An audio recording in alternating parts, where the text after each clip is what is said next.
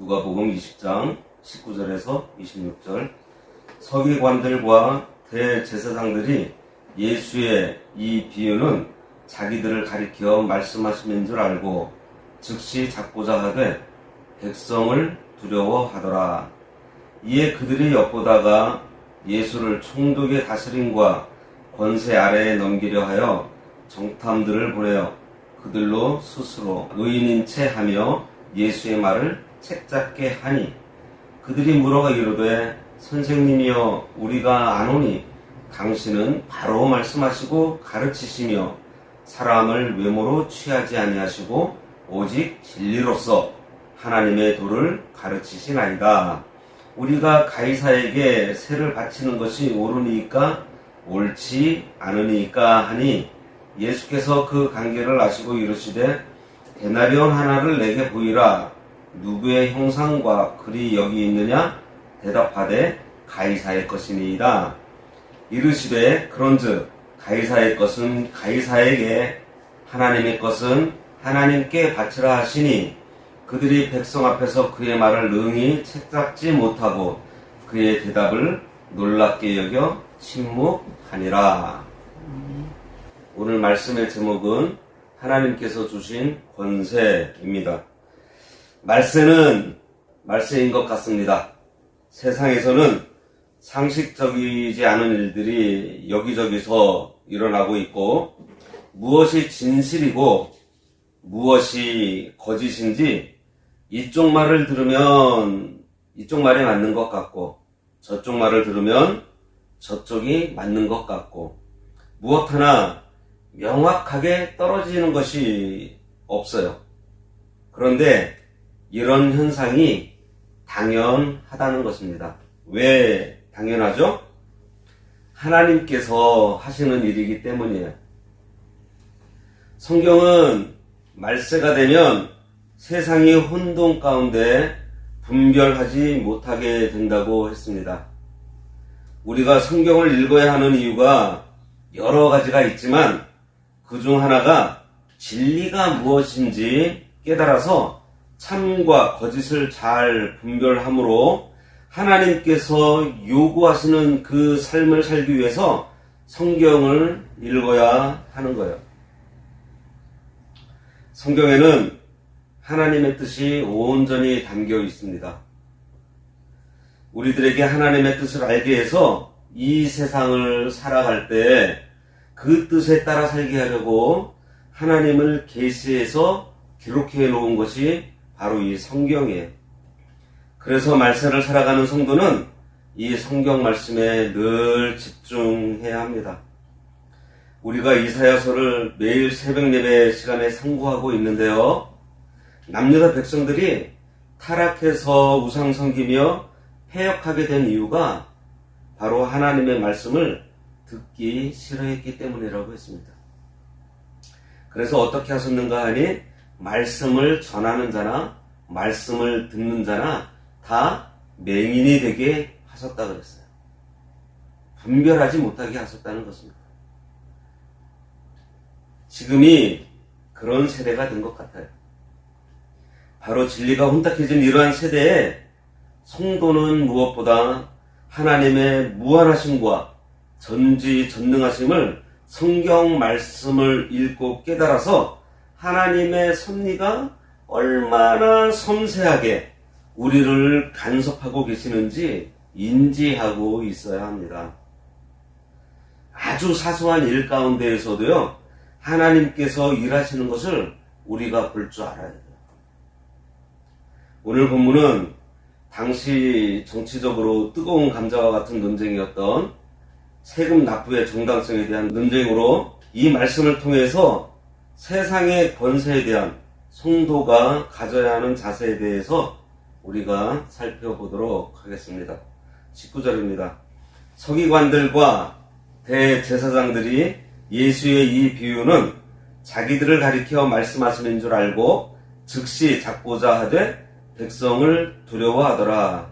오늘 본문 20장의 1절에서 18절 내용을 보면 예수님께서 바리새인들의 권위에 대한 질문을 세례 요한의 행사를 들어서 그들의 입을 아예 틀어 막아버리십니다. 그리고 이어서 포도원 주인과 새를 놓은 비유를 들어서 저들의 패역함을 지적하신 후에 건축자와 버린 돌, 모퉁이 돌 비유를 들어서 그들을 힐책하세요. 대제사장 등 유대 종교 지도자들은 이러한 책망을 듣고 회개하고 바로 설 생각은 갖지 않고 도리어 예수님을 잡아 죽일 계략을 꾸밉니다. 그러니까 예수님의 비유에 있는 악한 농부가 자기들을 가리키고 있다는 것을 깨달은 거예요. 서기관들과 대제사장들은 예수님을 즉시 잡아 죽이고 싶은 적개심이 일어났어요. 하지만 당시 예수님을 따르는 백성들이 두려워서 그들의 계획을 감히 실현할 수 없었던 것입니다. 화가 나서 속으로는 부글부글 끓고 있어서 당장 예수님을 잡아들이고 싶지만 백성의 이목이 두려워서 잡아들이지 못했던 거예요. 이처럼 대제사장들과 서기관 그리고 바리새인들은 언제나 사람을 두려워했고 사람 앞에서 바르게 보이려고만 했던 것입니다. 그러면서 기발한 꾀를 내었다는 것이 예수님을 로마법에 걸리게 해서 로마 총독의 손에 붙잡히게 하려는 거였어요. 당시 유대를 지배하던 로마는 유대인들에게 곡식 10분의 1과 기름과 술의 5분의 1을 토지세로 징수했고요. 수입의 100분의 1을 소득세로 징수했습니다. 그리고 오늘 논쟁의 대상이 되는 세금은 인두세예요. 인두세는 한 데나리온을 바치게 되어 있었는데 이 데나리온은 납세를 목적으로 만든 로마의 화폐로 내었어야 합니다. 그 동전 앞에는 로마 황제의 얼굴이 새겨져 있었기 때문에 당시 유대인들은 이 화폐 사용하는 것을 우상 숭배하는 죄를 범하는 것으로 여겨서 평상시에는 사용하지 않았어요. 그리고 그것이 이스라엘이 로마의 속국이라는 것을 상징하는 것이라 해서 유대인들 사이에서는 이 세금 내는 것에 대해서 저항하는 의식이 아주 팽배했었습니다. 이 부분은 본문을 읽어가면서 살펴보도록 하고요. 20절에 이에 그들이 엿보다가 예수를 총독의 다스림과 권세 아래에 넘기려 하여 정탐들을 보내어 그들로 스스로 의인인 체하며 예수의 말을 책잡게 했다 그랬습니다. 바로 이러한 점을 이용해서 대제사장과 서기관 그리고 바리새인들의 계략은 백성을 두려워하여 기회를 엿보다가 어떻게 해요? 정탐꾼을 보내면서 그러면서 자기들이 의인인 척하며 말로 책잡히게 하고 뭐죠? 딜레마에 빠뜨린다는 거예요. 즉 간계를 쓰고 있다는 것입니다. 그들이 엿보았다고 했어요. 이 엿본다는 말은요. 옆에서 와서 이렇게 지켜본다는 말이에요. 백성들 앞에서 공개적으로 예수를 반박하는 것이 불가능하게 된 유대교 지도자들입니다. 그들이 예수를 죽이기 위해서 아주 은밀하고 교활한 악의를 가지고 예수의 행동을 주시하고 있다 이런 의미예요. 그들의 이러한 태도는 지금 이 시간에도 하나님께서 택하신 성도를 그 구원의 방주에서 이탈시키기 위해서 엄청나게 노력하고 있는 사탄의 교묘한 그러한 활동을 잘 표현하고 있다고 볼 수 있습니다. 오늘 본문과 맥을 같이 하고 있는 마태복음 22장 16절에서는요. 예수님을 총독에게 넘기기 위해서 헤롯 당원을 데리고 왔다고 되어 있어요. 백성들이 예수님을 선지자로 알고 존경하고 있기 때문에 직접 잡아들이면 군중이 일어나 폭동이 발생하게 될 것을 두려워한 것입니다. 이러한 것들이 사단에 속한 자들의 행태예요.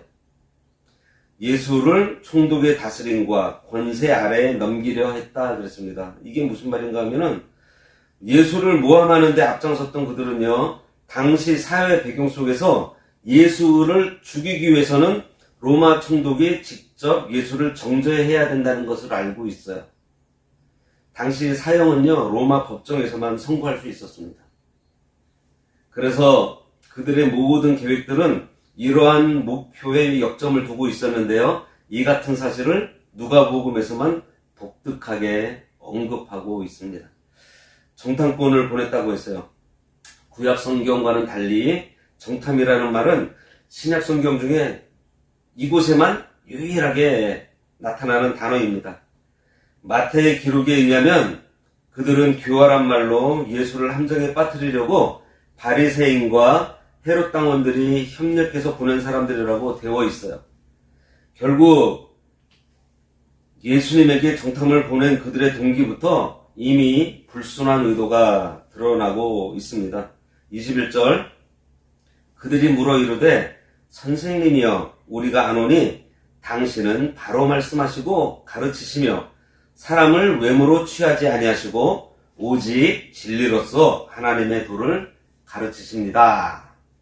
자, 정탐꾼들은 기만적이고 악청하는 태도로 예수님께 접근하고 있습니다. 헤롯 당원과 바리새인들은요 서로 원수지간이었어요. 그런데 예수님을 모함하고 붙잡으려고 하는 데는요 하나가 되고 있다는 것입니다. 그들은 교활하게도 예수님을 칭찬하고 있지만 간교한 말로 예수님을 올무에 걸리게 하려고 수단을 쓰고 있는 것입니다. 참으로 그들은 양의 가죽을 쓰고 목자를 속이고자 하는 일이었어요. 하지만 그들이 예수님을 가리켜 한 말은 그것이 가식이 섞인 것이라 할지라도 그 내용에서만큼은 어디까지나 사실이었습니다. 특히 여기서 사람을 외모로 취하지 아니하시고 라는 말은 사람의 판단 기준으로 얼굴을 취하지 않는다는 뜻이에요. 이것은 편파적이지 않고 진리를 쫓아서 판단하신다는 것을 말합니다. 결국 정탐꾼들은 예수님께서 사람을 외모로 판단하지 않는다는 것을 말하고 있으면서도 자신들의 거짓된 행동으로 교활하고 음흉한 마음을 예수님 앞에서 숨기려고 하는 것. 이러한 어리석음을 예수님께서 그거 모르시겠어요? 이런 어리석음을 지금 범하고 있는 것입니다. 그러면서 뭐라고 해요? 예수님 당신은 참으로 훌륭하십니다. 당신은 바로 말씀하시고 참으로서 하나님의 도를 가르치고 계시는 분입니다. 그러면서 막 축켜 세운 다음에요. 그런데 한 가지 질문이 있다고 얘기를 해요. 우리가 여기서 알아야 하는 것은요. 비록 악한 그들의 말이지만 그 내용은 만든 내용이라는 거예요. 주님은 바로 말씀하시고 바로 가르치시고 사람을 외모로 취하지 아니하시고 오직 참으로서 하나님의 도를 가르치시는 예수 그리스도이십니다. 22절 우리가 가이사에게 세를 바치는 것이 옳으니까 옳지 않습니까? 본문에서 다루는 세금은 앞에서 말씀드렸듯이 로마 정부가 속주의 백성들 가운데 남자는 14세, 여자는 12세 이상 65세까지의 사람들에게 부과했던 인두세를 말합니다. 그리고 가이사는 당시 로마의 제2대 황제 디베리오를 가리키는 말로 본절의 질문은요. 결국 선민 이스라엘 사람들이 로마 황제에게 인두세를 바치는 것이 옳습니까? 틀립니까? 라는 요지의 내용이에요.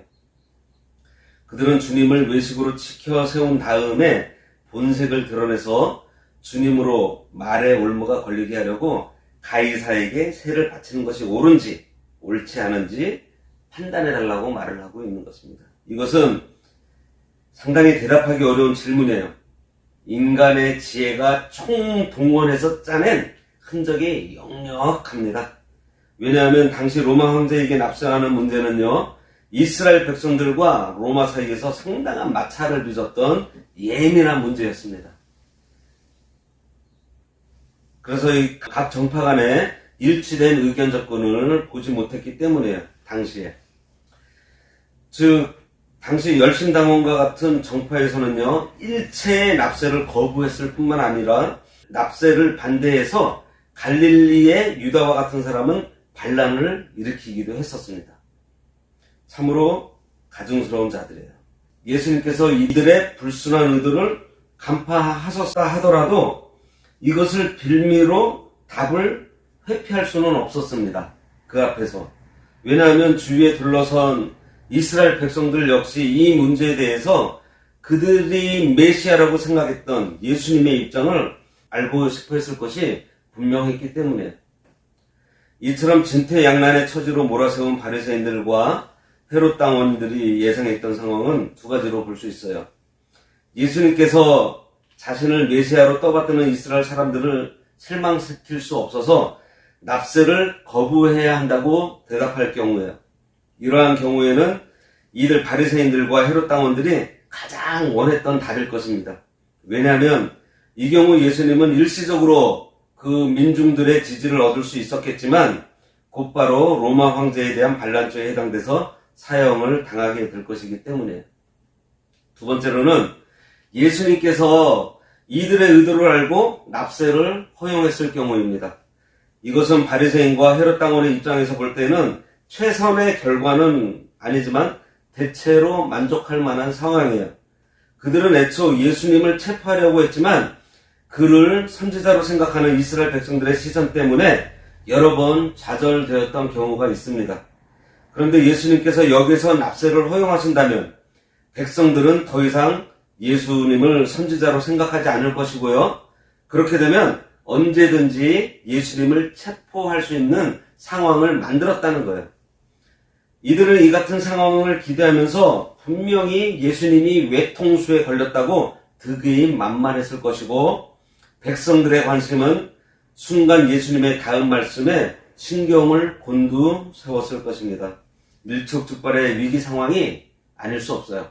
23절 예수께서 그 관계를 아시고 이르시되 온갖 가식과 달콤한 말로 예수님을 축혀 세운 정탐들이 예수님께 던진 질문은 마치 그들의 율법의 준수 문제를 놓고 고민하는 경건한 사람이라는 것을 나타내려고 했지만 이미 예수님께서는 그들의 치밀한 계획을 간파하고 계셨습니다.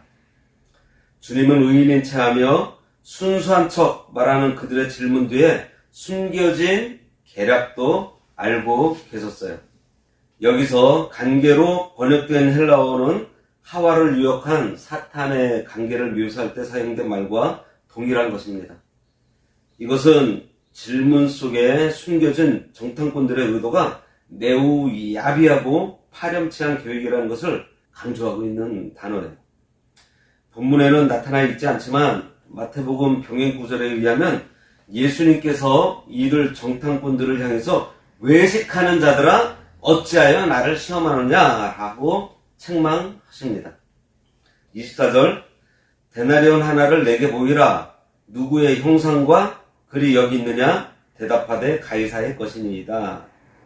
여기 데나리온 하나를 내게 보이라 그러십니다. 데나리온은 로마가 주조한 은전으로 로마 화폐입니다. 한 데나리온은 당시 노동자가 하루 동안 일한 대가로 받는 평균 임금이었어요. 그리고 그것은 법으로 정해진 인두세의 납부액으로서 로마 정부는 유대인들이 세금을 낼 때 이 돈으로 내도록 했습니다. 그랬더니 그들이 데나리온 하나를 꺼내서 보여줘요. 누구의 형상과 글이 여기 있느냐 하고 물으십니다. 데나리온에는 정치적인 면에서 뿐만 아니라 종교적인 면에서 로마 황제를 우상화시키기 위해서 가이사 황제의 형상과 글을 앞뒤에 새겨 넣는데요. 동전 앞면에는 존엄한 신의 아들 티베리우스 가이사 아구스토라는 내용이 있고요. 뒷면에는 최고의 제사장이라는 말이 새겨져 있어요. 그래서 유대인들은 이 동전이 부정한 것이라 하여 휴대하기를 꺼려했던 것입니다. 여기서 뭘 알 수 있죠? 주님을 책잡으려는 그 유대 지도자들이 바로 그 화폐를 사용하고 있다는 거예요. 그거를 지금 보여주고 있어요. 그들은 백성에게는 가이사에게 세를 바치지 말라고 가르치고 있었습니다. 지금 주님께서 그들의 모순된 모습을 지적하시기 위해서 야 너희들 데나리온 하나 나에게 줘봐라 라고 해서 이 돈에 새겨져 있는 그림과 이 글이 네 것이냐고 물어보고 계시는 거예요. 그들은 아무 생각 없이 가이사 것이라고 답변을 하고 있는데 가이사의 것이라고 인정하는 것은요 가이사의 권세를 인정하고 있다는 것입니다. 이들이 앞에서 나타내는 모습과 자신들의 그 속이 다르다는 것을 지금 다 드러내고 있는 거예요. 주님께서는 이러한 본질적인 문제를 드러내시면서 다음에 유명한 말씀으로 그들을 무력하게 만드세요. 25절 같이 읽을까요? 이르시되 그런즉 가이사의 것은 가이사에게 하나님의 것은 하나님께 바치라 하시니, 납세 문제에 대한 예수님의 답변은 이것도 저것도 아닌 제3의 것이었습니다. 이는 겉으로 보기에는 예수님이 바리새인과 헤롯 당원의 공세에서 벗어나기 위한 임기응변적인 대답으로 보일 수도 있어요. 그러나 예수님의 이 대답에는요, 예수님의 신적 지혜와 오묘한 진리가 담겨 있습니다. 예수님께서는 국가에 대한 의무와 하나님에 대한 의무가 결코 모순된 것이 아니라는 것을 강조하고 계시는 거예요. 바리새인들이 납세 문제를 제기한 것은 사실 이 두 가지가 서로 모순되고 있다고 여기고 있었기 때문입니다. 그러나 세상의 모든 권력 역시 하나님께 속한다는 점에서 국가에 대한 책무를 이행하는 것이 하나님께 대한 의무를 거스르는 것이 아니라는 거예요. 국가에 대한 의무를 충실히 이행하는 것도 곧 하나님께 대한 의무 중 하나를 이행하는 것이라는 것입니다. 물론 여기서 국가에 대한 의무는 무조건적인 것이 아니에요. 예수님의 이 말씀은요, 국가가 하나님께서 국가를 제정하실 때의 본래 목적, 곧 세상의 질서를 세워나감으로써 하나님의 의를 이루어 나갈 때를 말하는 것이고요. 국가가 하나님의 선한 목적에 위배되는 국가의 의무에 대해서는 단호하게 거절해야 하는 것입니다. 오늘 본문을 준비한 것은요, 하나님께서 우리를 이 땅에서 나게 하셨고 이 나라에서 살게 하셨습니다. 그렇죠? 그러면 오늘을 대한민국에서 살아가는 성도가 성경적인 관점에서 어떠한 마음을 가지고 살아야 하는가에 대한 것을 본문을 통해서 함께 나눠보려고 한 것입니다. 지난해 겨울 우리나라는 국가 통수권자인 대통령이 비상계엄을 선포하고 대통령이 탄핵을 당하면서 나라가 엄청난 혼란 가운데 빠졌습니다. 그런데 각 사람은 위에 있는 권세들에게 복종하라. 권세는 하나님으로부터 나지 않으니 없나니 모든 권세는 하나님께서 정하신 바라. 이 말씀을 인용해서 우리나라 대통령이 탄핵당한 것이 하나님의 뜻을 거스른 것으로 생각하는 기독교인들이 많이 있어요. 과연 맞는 판단일까요? 대통령에 대한 탄핵이 하나님께서 세우신 권세에 대한 도전일까요? 세상의 모든 권세는 다 하나님께서 정하신 것이라는 이 말씀을 우리가 어떻게 받아들여야 할까요? 그렇다면 다니엘서 2장 21절에 나오는 말씀은 어떤가요? 그는 때와 계절을 바꾸시며 왕들을 패하시고 왕들을 세우시며 지혜자에게 지혜를 주시고 총명한 자에게 지식을 주시는도다. 바벨론 왕 느부갓네살에게 하시는 말씀이에요. 인간의 모든 통치자는 하나님의 허락 아래 세워집니다. 하지만 왕들도 부패성을 가진 인간으로서 그 행사력이 옳지 못할 때 하나님께서는 거두시기도 하셨습니다. 사울 왕도 그러했고요. 느부갓네살도 그러했습니다. 벨사살 왕도 그러하였고 애굽의 바로 왕도 그렇게 하셨어요. 하나님께서는 그들에게 죽음으로 왕위에서 끌어내리셨습니다. 하나님으로부터 온 권세라는 말씀의 의미는요, 결국 권세에 대한 복종은 하나님을 향하고 있다는 거예요. 그리고 이어지는 로마서 13장 5절에는요, 권세에 복종하는데 양심을 따라 복종하라고 되어 있습니다. 지난 탄핵 과정에서 우리나라에서는 어떠한 폭력이나 무력도 사용하지 않고 우리나라 대한민국 공동체가 합의하여 세운 헌법을 가지고 평화적인 방법으로 대통령을 탄핵했습니다. 정말 평화적인 방법으로 이 일을 해냈어요. 그런 의미에서 지금의 탄핵에 순복하지 않는다는 것은 어떤 의미에서는요, 하나님의 공의와 기준 그리고 통치에 대해서 부인하는 것과도 같은 일 아닌가요? 참으로 하나님을 두려워한다면, 하나님의 공의와 정의, 그리고 하나님의 섭리하심과 통치하심을 우리가 바로 알아야 됩니다. 세상의 정치는 완벽하지 않아요. 완전하지 않습니다. 주시는 분도, 세우시는 분도, 거두시는 분도, 내리시는 분도, 올리시는 분도 다 하나님이세요. 이 시간 누가 잘했고 잘못했는지 그것을 말씀드리라는 것이 아니에요. 그리스도인으로서 지금의 상황을 어떻게 바라보고 하나님의 뜻이 어디에 있는지 찾아서 앞으로는 우리가 좀 더 바르게 살아보고자 하는 것입니다. 지난주에 우리나라에서는 대통령 선거가 있었어요. 하나님께서 대한민국에 새로운 위정자를 세워주셨습니다. 역시 이 권세도 하나님으로부터 온 권세예요. 그에게 하나님께서 우리나라를 다스리는 권세를 주셨어요. 그런데 그 권세를 어떻게 주셨죠?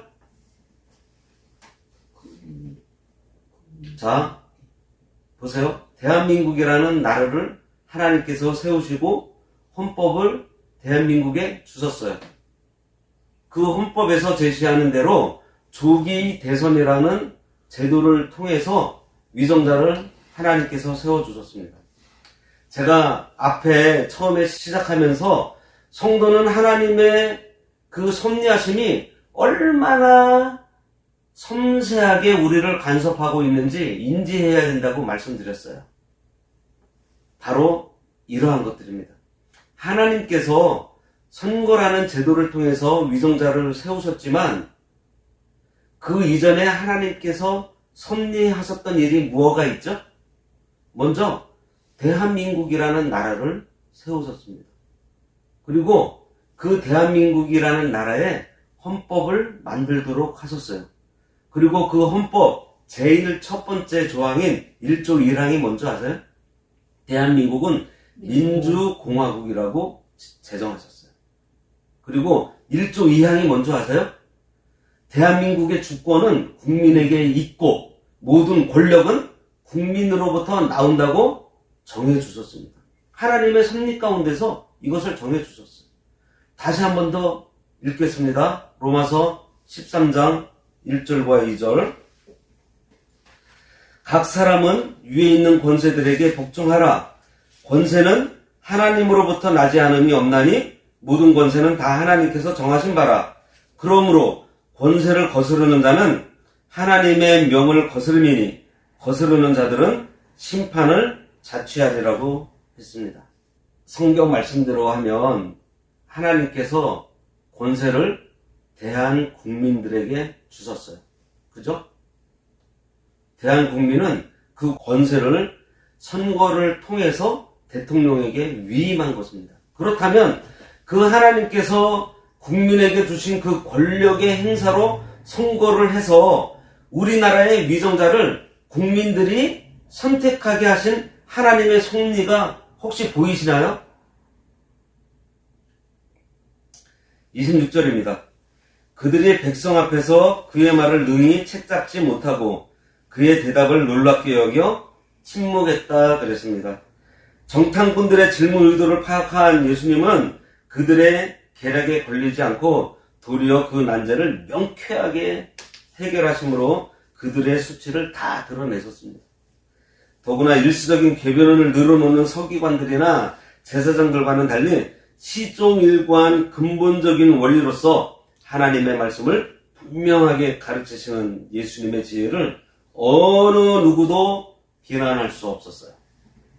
결국 분통하지만 그들은 아무 말도 하지 못하고 그 자리를 떠날 수밖에 없었던 것입니다. 오늘 본문의 예수님의 교훈을 통해서 다음 몇 가지 사실을 깨닫게 됩니다. 먼저 하나님을 공경하는 것이요, 자신이 세상을 살아가면서 혜택을 누리고 있는 국가에 대한 의무를 소홀하게 하는 근거가 될 수 없고요. 오히려 국가에 대한 의무 이행이 하나님께 대한 의무를 이행하는 것이 된다는 것입니다.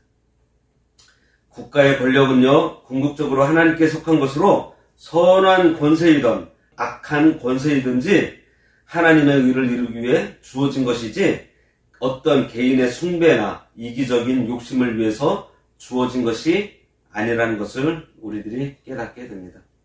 성도들은 국가의 의무를 충실히 이행하되 더불어서 하나님께 대한 의무를 소홀히 하는 어리석음을 범해서는 안 된다는 것이고요. 네 번째로는 바리새인과 서기관들처럼 너무나 크신 하나님을 자기 생각 속에 가두어 놓고 자기의 생각대로 될 줄로 여기는 어리석음에 빠지지 말아야 한다는 것입니다. 마지막으로 다섯 번째로는 하나님의 나라는 세상 세력이 어찌한다고 해서 결코 무너지지 않는다는 것입니다. 반기독교적인 악한 위정자가 세워지고 기독교에 반하는 정책들이 제정된다고 해서 하나님의 나라가 무너질까요?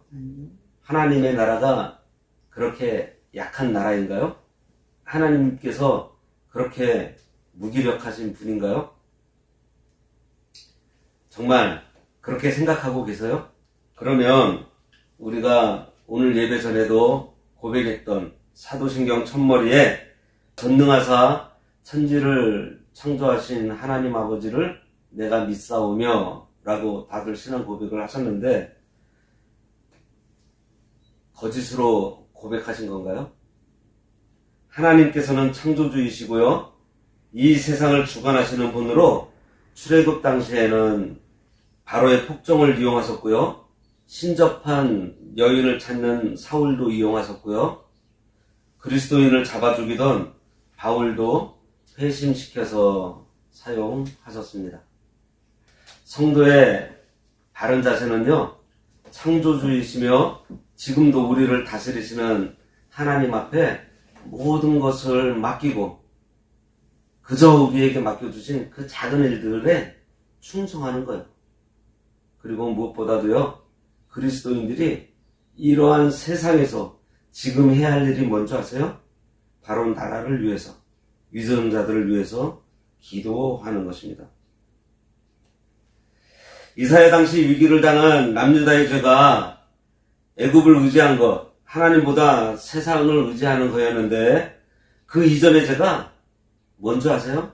하나님께 묻지 않았다 그랬습니다. 그렇게 하나님께 묻지 않은 죄에 자기들 마음대로 죄를 지으면서 죄에 죄를 더하던 남유다가 징계받을 때 나라 전체가 회개함으로 하나님께서 구원하신 것이 아닙니다. 참으로 적게 남아있는 자들의 회개의 부르짖음을 하나님께서 들으신 거예요. 우리도 기도하는 남은 자들이 되어서 하나님께 부르짖음으로 선하신 하나님의 통치를 구해야 하겠습니다. 기도하겠습니다. 하나님 아버지, 세상은 혼탁해져서 무엇이 참이고 거짓인지 분별하기 어려운 시대에 저희들이 살고 있습니다. 이러한 때에 저희들에게 믿음을 주시고 하나님의 공의와 사랑을 알게 하심에 감사드립니다. 하나님의 뜻이 온전히 이루어지는데 저희들 쓰임받기 원하오니 하나님께서 세우신 권세에 양심을 따라 순종할 수 있도록 바른 지식으로 채워주셔서 모든 일에 잘 분별하여 그리스도인으로 빛을 발하는 삶을 살도록 하나님 아버지의 선하심으로 인도하여 주시기를 간절히 바라고 원하오며 예수님의 이름으로 기도드리옵나이다. 아멘.